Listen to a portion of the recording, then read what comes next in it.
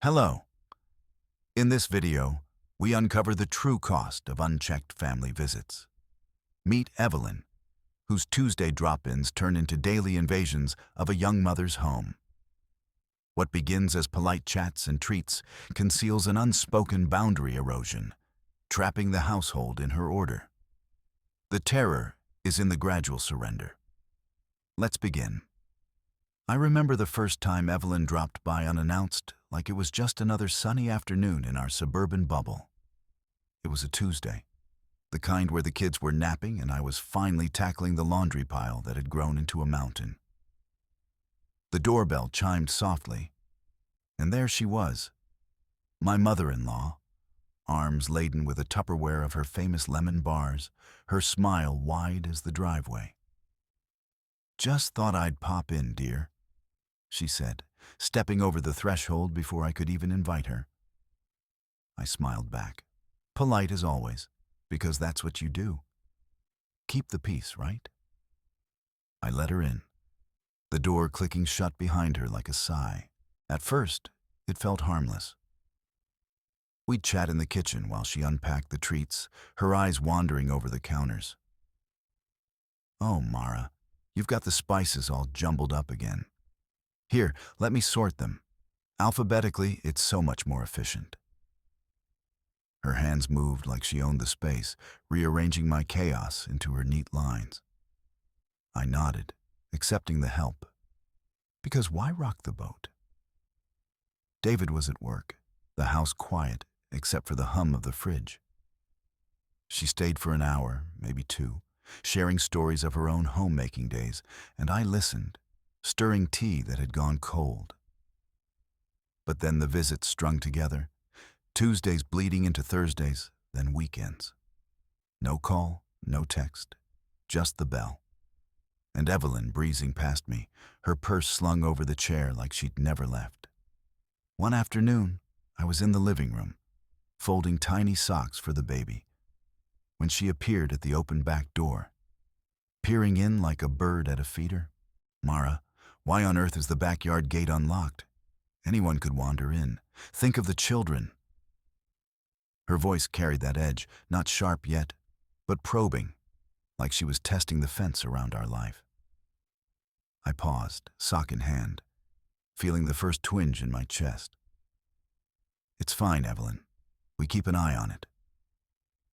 But she was already inside, marching to the window to demonstrate, her fingers tapping the latch. No, you need to secure it properly. Let me show you." I stood there watching her fiddle with the mechanism, my hands idle now. The calm I'd clung to started fraying. Why did her help always rewrite my choices? David came home that evening to find her still there, demonstrating how to organize the pantry shelves. He laughed it off, kissing her cheek. "Mom's just being mom," he said later, when I mentioned how the afternoon had slipped away. But in bed that night, the distance between us felt wider. His easy dismissal, a quiet wedge.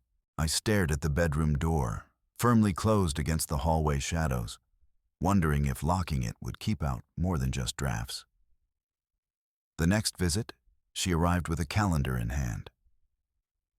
"I've marked some dates. Family dinners, to keep things connected." Her eyes scanned the fridge, where my own scribbled notes clung like afterthoughts. "And Mara, those meal plans? So haphazard. You should try my system." I bit my tongue, the resistance building like steam in a kettle. But I agreed again, the words tasting bitter. How long could I keep opening that door before it slammed shut on everything? A few days later, as the pattern continued to weave into our lives, I set the table for dinner. The clink of plates a small rhythm against the evening's hush. The kids were already chattering about school, their voices a buffer as Evelyn settled into her usual chair, uninvited again. She'd let herself in through the back door, keys jingling like she owned the place. As the meal wore on, her probes deepened. "And the bedtime routine? 8 o'clock sharp?" "David, You remember how we did it with you?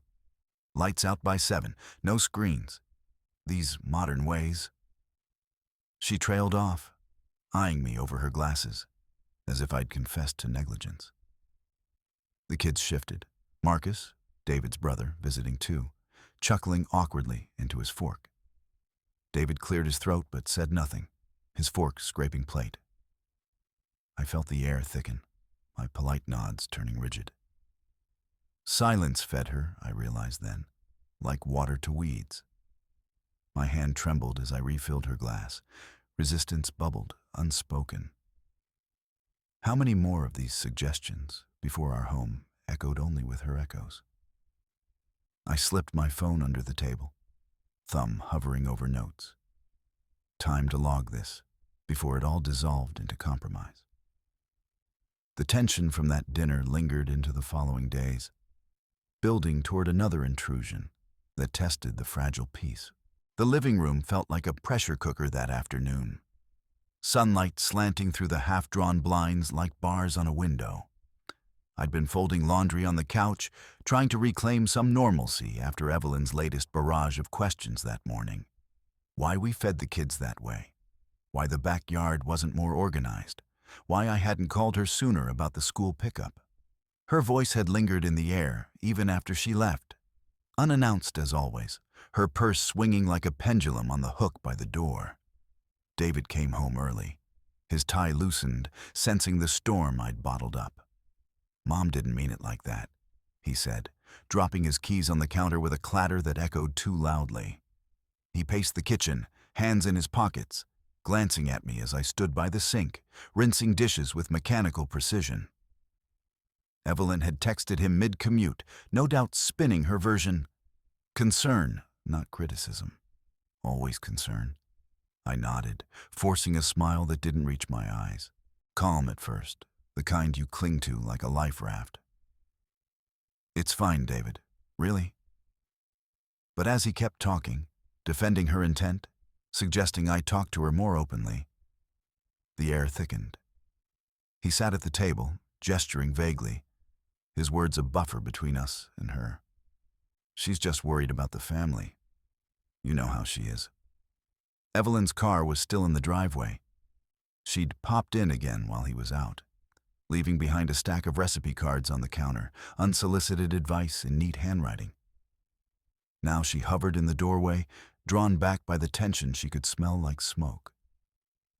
Mara, dear, I only ask because I care, she said, stepping closer, her perfume invading the space. Her eyes scanned the room, landing on the kids' toys scattered like evidence of chaos. David turned to her, voice steady but soft.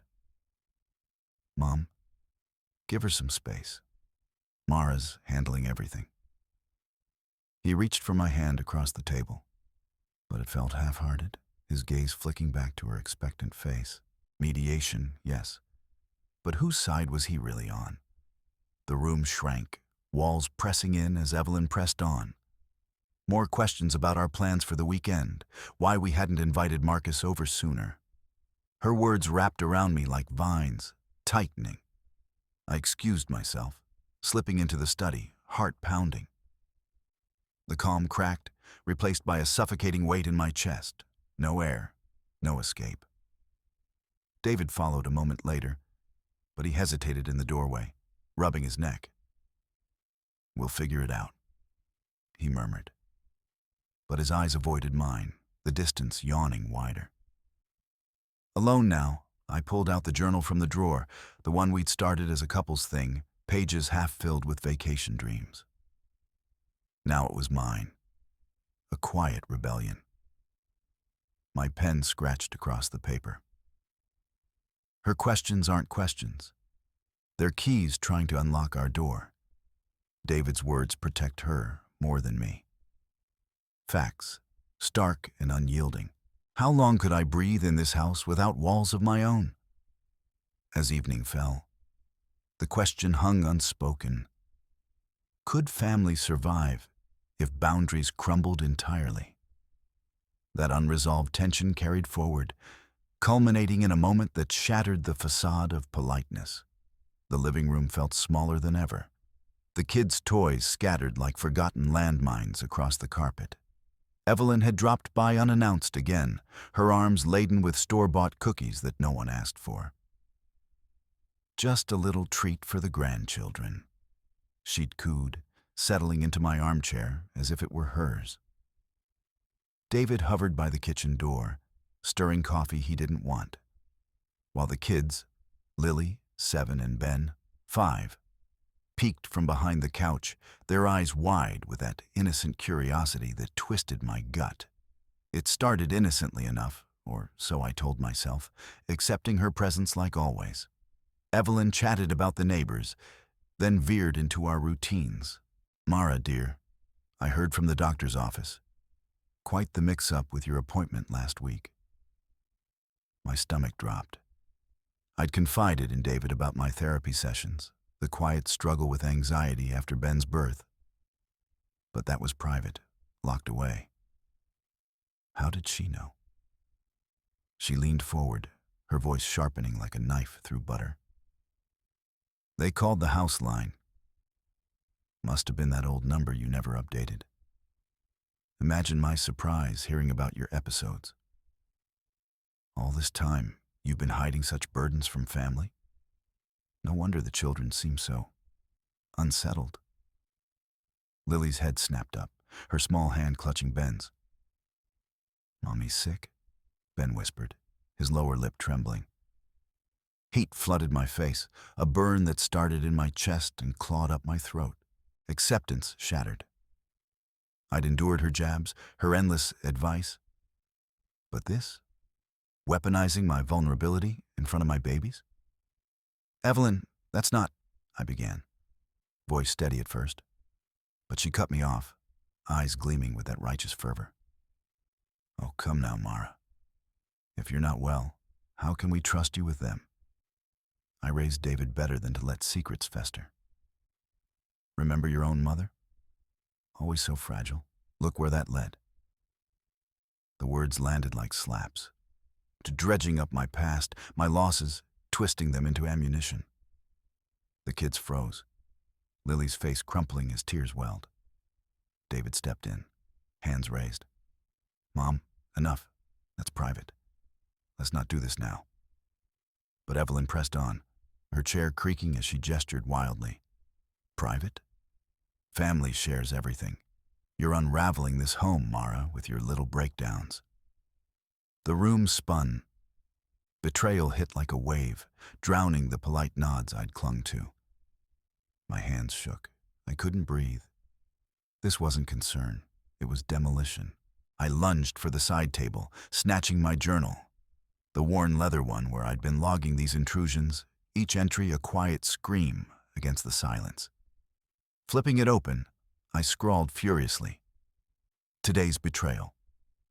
Evelyn exposes therapy to kids. No more excuses." The pen dug into the page, ink bleeding like my resolve.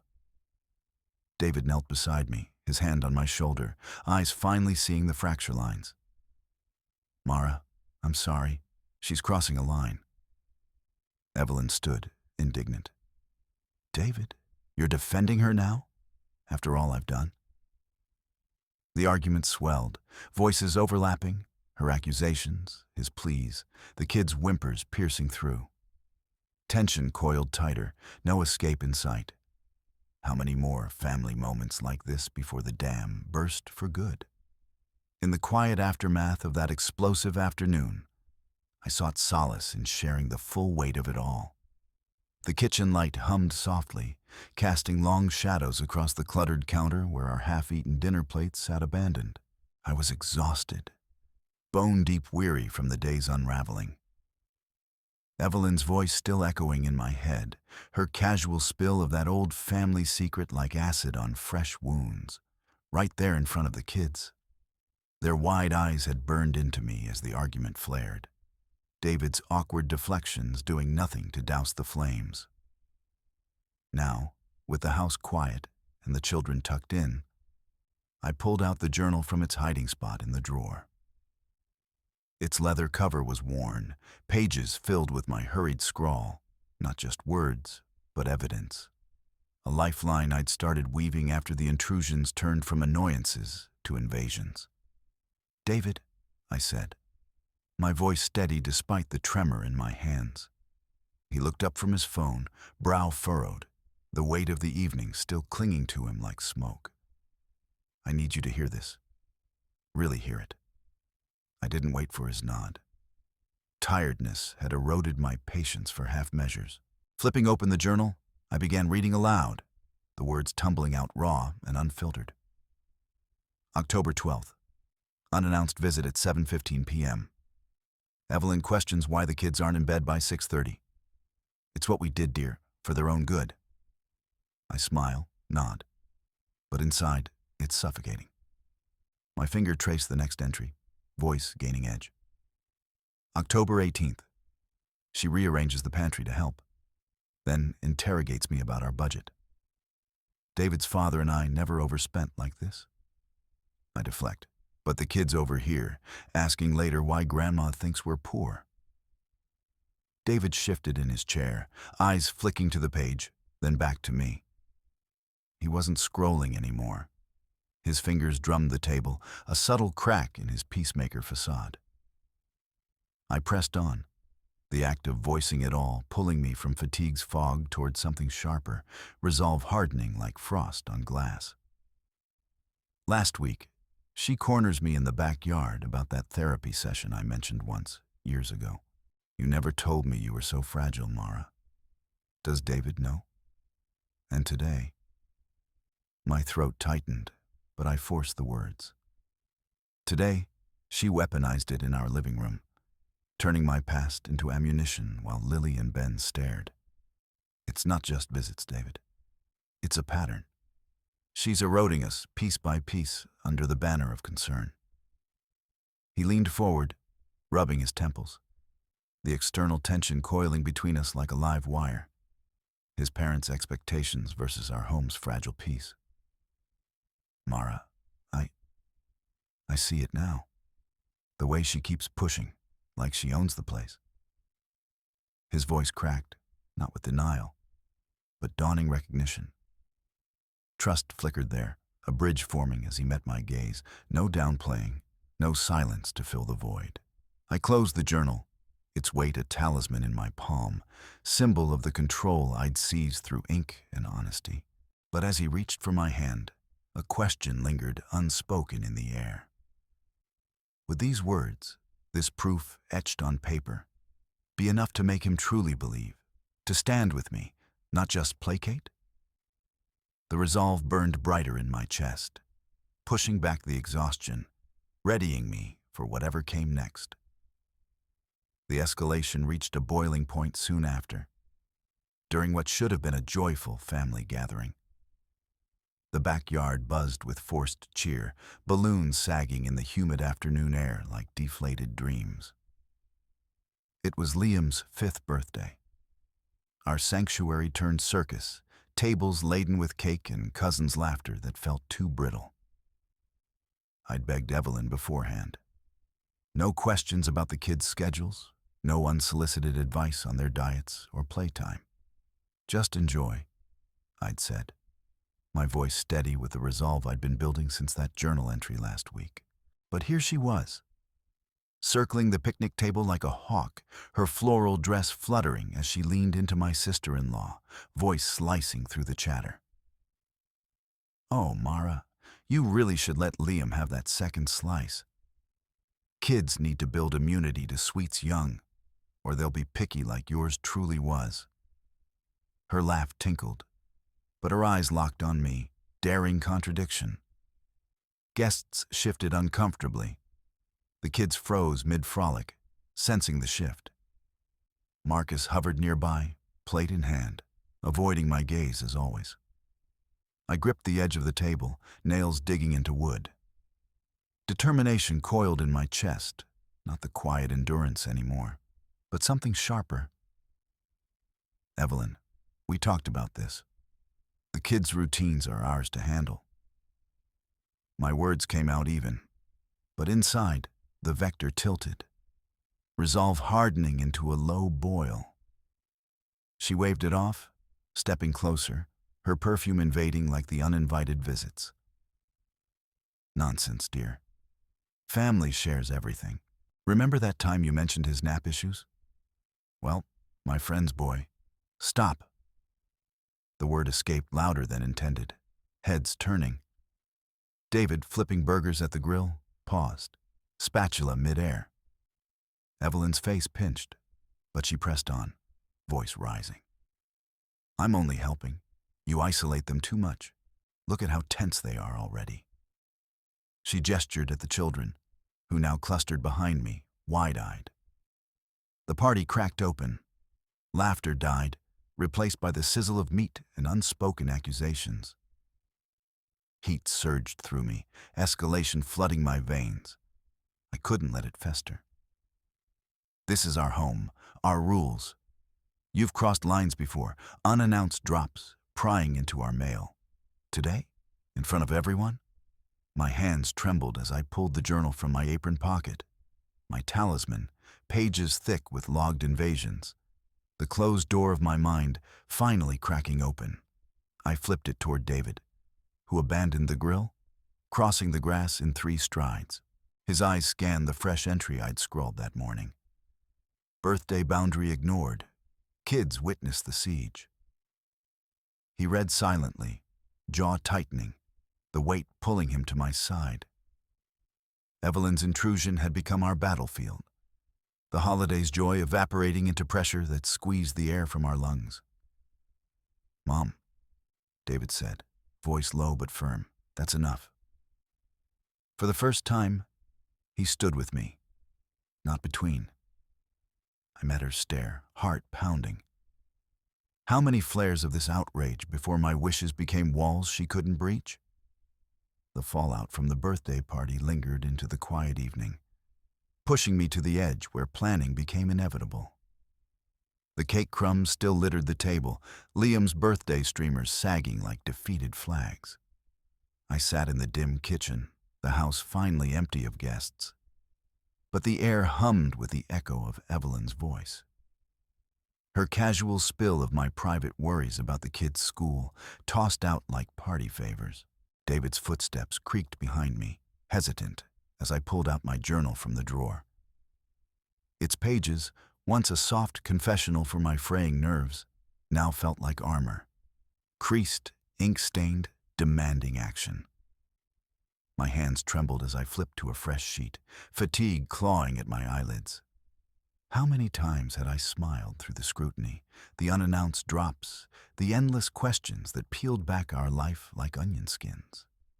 The party had been the tipping point. Evelyn ignoring my plea for privacy, the kids' wide eyes catching the fracture lines. No more yielding. This ends now, or it'll break us. I started listing, pen scratching sharp against paper. Violation 1. Uninvited visits. 3 this month alone, each stealing our breath. Rule, call first or no entry. Consequence, a week's distance, no exceptions. Violation 2. Sharing our routines, our fears, without consent. Like tonight, when she broadcast my journaled doubts to the room. Rule, our stories stay ours. Consequence, paused contact until trust rebuilds. Deadlines, clear as fences, enforced by next family call, or the visits stop altogether. David slid into the chair across from me, his face shadowed. Mara, maybe we talk to Mom gently. She's just... No. My voice cut the air, raw from the day's strain. The word hung there, a choice I'd dodged for too long. Gently had led here, to suffocation, to me doubting my own home. Look at this, I said, sliding the journal toward him. Page after page of dates, quotes, the slow bleed of our sanctuary. His eyes scanned, widening as the pattern snapped into focus. Evelyn's love wasn't care, it was chains. He closed the book slowly, meeting my gaze. You're right. I've been playing peacemaker, but that's her game. I'll back you. Read this with me to her if we have to. We're in this. Relief surged through the exhaustion, hardening into resolve. I added one more line. United front or nothing. The journal wasn't just words anymore. It was our blueprint, walls rising where silence had crumbled. But as I capped the pen, the question lingered like smoke. How much proof does it take before a boundary isn't a whisper, but a wall they can't ignore? With the boundaries outlined, the moment of confrontation arrived, transforming resolve into action. The living room felt smaller than ever, the afternoon sun slanting through half-drawn blinds like bars on a cage. Mara stood by the coffee table, her hands steady as she placed the worn journal down. Its pages dog-eared, ink smudged from nights of furious scribbling. Evelyn sat on the edge of the couch, posture rigid, eyes narrowing as David hovered near the doorway, his face a mask of quiet resolve. No more mediating silences. He'd read the entries last night, seen the toll etched in Mara's words. "I've documented everything," Mara said, her voice level but unyielding, flipping the journal open to a page marked with dates. Determination burned in her chest, a fire she'd stoked through too many swallowed hurts. March 15th. You let yourself in with a spare key while we were at the park with the kids, rearranged the kitchen cabinets, left notes on how I should meal plan. April 2nd. The unsolicited advice on our bedtime routines, shared in front of the children during dinner. May 10th. Calling Marcus to complain about my lax parenting after seeing a toy left out. Information you pried from our private texts. Evelyn's lips thinned, but Mara pressed on, her finger tracing the list like a gavel. These aren't oversights. They're invasions. Our home, our family. It's not yours to oversee. She slid a single sheet across the table. The family agreement, typed and stark. No unannounced visits, no accessing our devices or sharing our routines. Holidays on our terms or not at all. Sign it, Evelyn. Commit, or the distance grows permanent. No calls, no access. Consequences we enforce together. David stepped forward, placing a hand on Mara's shoulder, his grip firm. Mom, Mara's right. I've seen it wear her down, wear us down. This is us protecting what we've built. His words weren't a plea. They were a line drawn, allies now. Evelyn's gaze flicked to the paper, then back, her fingers twitching as if to snatch it away. This is how you repay family? With ultimatums? But Mara didn't flinch, her insistence sharpening like a blade honed from fear. She leaned in, eyes locked. Respect isn't a gift you withhold. It's the rule we demand now. Without it, what choice do we have but to build walls higher? The room hung heavy, the journal a silent witness between them, its pages whispering of boundaries forged in necessity. If love couldn't bend to limits, what fortress could hold? The confrontation deepened as alliances solidified, forcing choices that reshaped the family dynamic. The living room felt smaller than ever, the air thick with the echo of my words from moments ago. Evelyn sat rigid on the edge of the couch, her lips pursed like she'd swallowed a lemon, eyes darting between me and the journal clutched in my lap. Its pages, once a tear-stained confessional, now lay open to the final entry. The compact. A simple list, typed and printed that morning. Boundaries in black and white. No unannounced visits, no unsolicited advice on our parenting, respect for our door, our decisions, our peace. I'd slid it across the coffee table like a gauntlet, demanding her signature. Sign it, or we redefine family on our terms. She'd scoffed, of course. This is ridiculous, Mara. I'm your mother-in-law. Family doesn't need contracts. Her voice dripped with that old authority, the kind that had always made me shrink. But I didn't this time. My hands trembled only slightly as I held her gaze. It does when love turns into control. David had been hovering by the doorway, arms crossed, his face a mask of conflict. I'd seen it before, the pull of his parents' expectations versus the life we'd built. Marcus lounged in the armchair, silent as usual, nursing a beer like it was a shield. But now, as Evelyn leaned forward to snatch the paper, David stepped in. His hand landed firm on my shoulder, warm and steady, anchoring me. "No, Mom," he said, voice low but unyielding. "We're doing this. Mara and I, we're together in this." He picked up the compact, holding it out to her. The words hung there, simple and seismic. Not "I support you" or some half measure. Together. My chest tightened, fear uncoiling into something sharper. Resolve blooming into the first real taste of alliance. I glanced up at him, and in his eyes, I saw it. The husband who'd finally chosen our sanctuary over the ghosts of obligation. Evelyn's face flushed. "David, you can't be serious. This is your family." "Our family," he cut in, nodding toward the kids' toys scattered in the corner, the life we'd carved out. "And we're protecting it. Sign or visits go through me, scheduled and limited.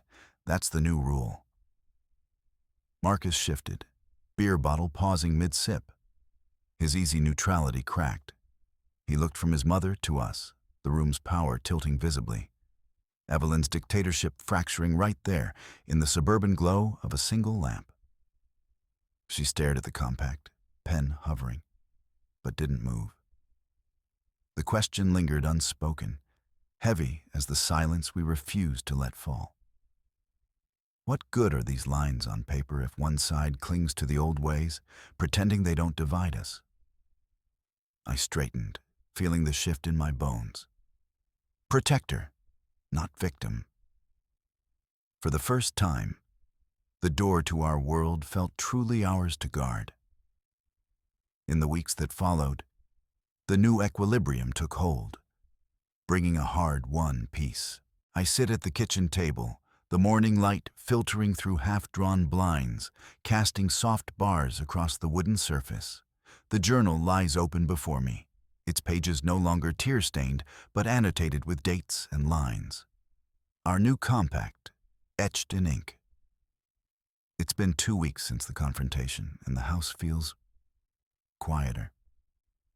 Not the suffocating hush of before, when Evelyn's voice lingered like smoke, but a deliberate calm, one we've carved out. David's hand brushes mine as he pours coffee, his touch steady now, no longer hesitant. "We're good today," he says, and I nod, but my eyes flick to the calendar on the fridge. Her visits are scheduled, twice a month announced, never dropping in. Marcus called yesterday, his voice awkward but compliant. "Mom's backing off. I get it now." Evelyn? She's at a distance, texts polite, probing edges softened. But I wonder if it's real. The conflict gnaws at me, this invisible tug of war. Every ring of the doorbell sets my pulse racing, a reminder that old roles could creep back if I let them. I won't be silent anymore, won't yield to the guilt that whispers family means endurance. No, I've become the guardian here, key in hand, deciding who enters. I rise and walk to the back door, twisting the lock with a click that echoes in my chest. The closed door, once a symbol of my unspoken barriers, now stands firm, not slammed, but secured. Beyond it, the backyard waits. Our kids' laughter faint from school stories we'll share later. Wary optimism blooms in me, tentative as spring after frost. Peace isn't given. It's patrolled, journal in one hand, love in the other. How do I hold this without the vigilance slipping? The question hangs, unanswered, as David joins me, our reflections merging in the glass. For now, it's enough.